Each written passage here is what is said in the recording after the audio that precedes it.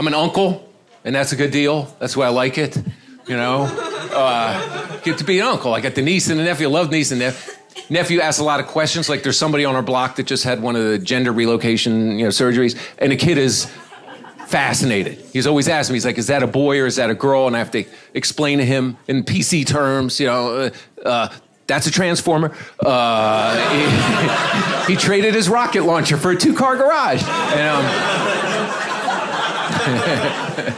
So, yeah, it's an architectural joke. So, I got the niece. The niece is great. I had to get her a gift. I went to that store, Urban Outfitters. You know that store. It'll make you feel old. I mean, you walk in, everybody works there speaking entirely in adverbs like seriously, literally, really, seriously, literally, really, literally, seriously. That's literally, like really, seriously. And I don't even know what stuff is. I'm standing in the ironic records section. There's this 2-finger glove thing. I'm like, that'd be a great gift. She could hail a cab or give people the fingers.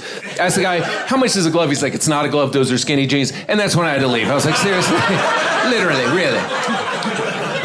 So I don't have the kid. So the closest I came to ever having a kid was just raising my little brother, helping raise my little brother. Both of my parents worked, and I was the only one who could get him to stop crying when he would cry. I was the only one. I had this thing I would do. I'd make this noise. I'd go, bow, bow, bow, bow, bow, bow. And my parents always like, make that noise, So that was my job. Make that noise. He's crying. So I get this audition to be on a soap opera, right? To play this bodyguard named Brock. And is a bodyguard to one of the main guys, but it says in the audition, must be good with children. So I'm like, yeah, whatever. So, right? I'll fake it or whatever. So I show up with the casting director. We do the audition. She's like, it's going to be like 4 or 5 episodes. So it's good money. Shoot in New York. So and the casting director, and then she's like, that was really good. I could see you as Brock. I'm like, me too.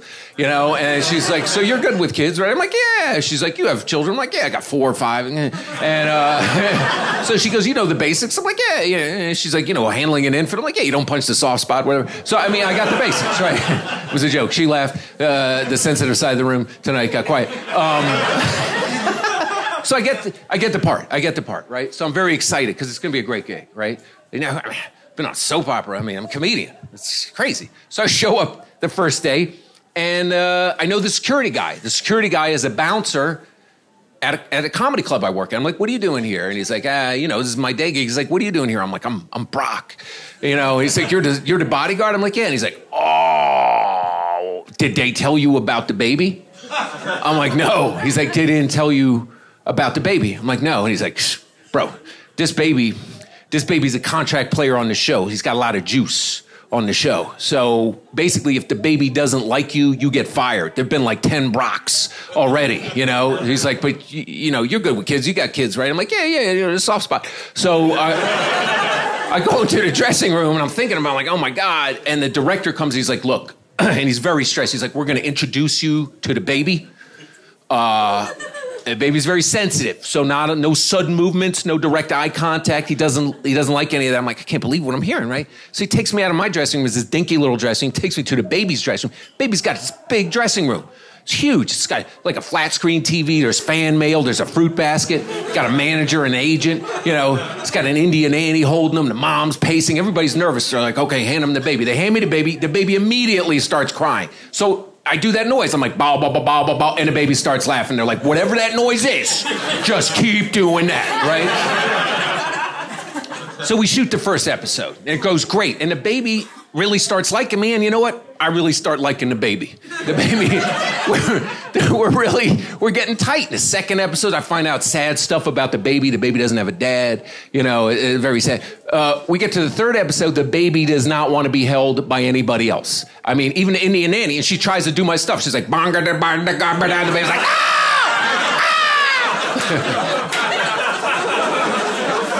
That's my favorite part of the story. So they start adding episodes because they don't want to hire. I'm basically a glorified babysitter. They don't want to hire another guy. So I'm in. So 6, 7, 8, 9, 10 episodes. It's great. I think I get to. It's the 10th episode. I show up and I see the security guy. I'm like, hey, what's going on? He's like, what's going on? He's like, did you hear what happened? I'm like, no, what happened? He's like, the baby got fired. I'm like, what? He's like, get a baby. I'm like, what? Why? He's like, he's making demands, wanted a new Audi, a 35% pay raise or whatever. So they just got another baby. It was a lot easier. I'm like, wow, that's kind of cold-blooded. Fire a baby, right? That's show business. How you fire a baby?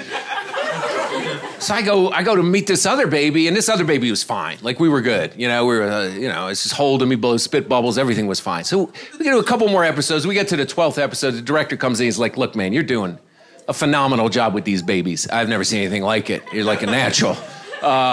Here's what we're thinking. There's an older lady on this show that's been on since the beginning, and we wanted to do a romantic storyline with someone. We were thinking you and her, and that'd be really great. And he's like, you'd have to make out on camera. And I'm like, okay. And I'm like, how old is this lady? He's like, bro, she's old. So, and he's like, here's the thing. I pitched her the idea, but she's not really crazy about it because you're not really an actor. You're a comedian, but I'm going to introduce you. We'll suss it out of it. So he introduces me to this lady, and it's humiliating. This lady just goes off. She's like, I've been on that show since 1921 in the Gettysburg Address, and Lincoln and wood getting invented. And she's like, this is not even an actor. He's a comedian. She's like, I guess the joke's on me, and walks out of the room, like tosses the scarf. So the guy's like, don't worry about it. Show her you're a professional. Learn your lines. Get ready for the scene tomorrow. Show her you're a professional, and you'll convince her, right? So the scene's very technical. I got the baby. I'm doing stuff with the baby. This old lady comes in. I got to put this baby down. I got to grab this old lady. I gotta kiss her against her will and wrestle with her, and then we gotta roll around on the floor. It's like way out of my comfort zone, right? So I'm practicing with a broom like the Sorcerer's Apprentice, and so I'm ready. Finally, I'm ready. So I show up the next day, and I'm in the makeup chair, and I'm next to the lady, right? And the lady's going off again. She's like, I never. I'm a chameleon. And right in the middle of it, she stops and goes to the makeup guy. She's like, could you do something about this? And on her lip is this giant cold sore. I mean, this thing, it looked like a hermit crab with a yarmulke made of pepperoni, or like a Dorito was finger blasting a Frito or something, with a Triscuit. I mean, it's like a little white dot, like you push in a garage door, she comes down, she launched missiles against North Korea. It's like a lip with a nipple, like a lipple. I mean, think of horror, right? And it's sitting there looking at me like, hey, Val, Red Rum, we're gonna have some fun, And, and the guy looks at it and he's like, I can't. He's like, I can disguise it so you don't see it on camera, but that's really time and zinc, or whatever. So I know it's there. So I'm like, so I'm getting nervous. We got to make out in this scene. So I'm like, what am I going to do? So I remember like when people swim in the Atlantic or it's cold, they put on like a protective coat of Vaseline or something. So I get some Vaseline. Now my lips are all shiny. I'm walking around with these shiny lips. And the director comes over. He's like, what are you eating, fried chicken before the scene? It's really unprofessional. So he's like, get that off your lips.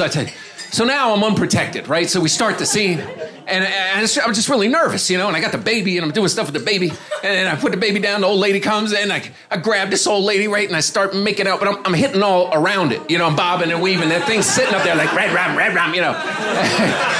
come on, kid, let's lay this on there, let's spread it out, hot and crusty, and the sensitive side of the room did not approve. They went a sensitive side of the room. They didn't like the herpy. So the director's like, cut. And he's like, this doesn't look real or authentic. He's like, where's the chemistry? I'm like, chemistry, you better run out to that CVS and get some Abreva. I don't know if you saw that little personal pan pizza, that raisin in the sun, So I get fired. And I'm kicking myself. I'm like, this was the greatest gig ever. What could I have done? I could have put some duct tape or something, So I'm thinking about it, and months go by, and money's tight. Money's always tight in comedy. Money's tight. I'm like, what am I gonna do? I got some medical bills. I get a call from another soap opera, and they're like, "Are you available tomorrow?" And I'm like, "Yeah." And I'm like, "What's the?" They're like, "Don't worry about it. Just come in." I'm like, "Well, how?" Don't worry about it. Just show up. So I'm like, "Okay." It's out in Queens. So I show up to the studio. And I'm on the set, not knowing what's going on. It's just kind of bizarre. The first person I see is the baby's mother, the original baby's mother. I'm like, what are you doing here? She's like, they hired the baby. They needed a guy. He put in a word. You're in here, pal. I'm like, yes. She's like, wait till he sees you. She brings the baby out. He takes one look at me. He's like, bow, bow, bow, bow, bow, bow, bow.